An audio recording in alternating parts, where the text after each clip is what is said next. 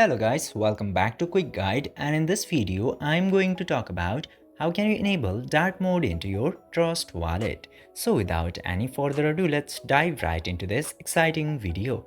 Now, in order to enable dark mode into your Trust wallet, you just simply have to open this Trust wallet application, and after tapping in there, you will get to see a bunch of options. Now, you just simply have to tap to this gear option into the top left corner. Tap into there, and then you will get to see this toggle for dark mode into very top. Just simply enable this toggle for dark mode and your dark mode will successfully be enabled. And you can also enable dark mode into your Trust wallet this easily.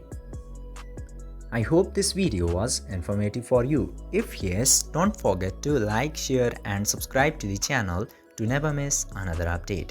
Thank you for watching the video.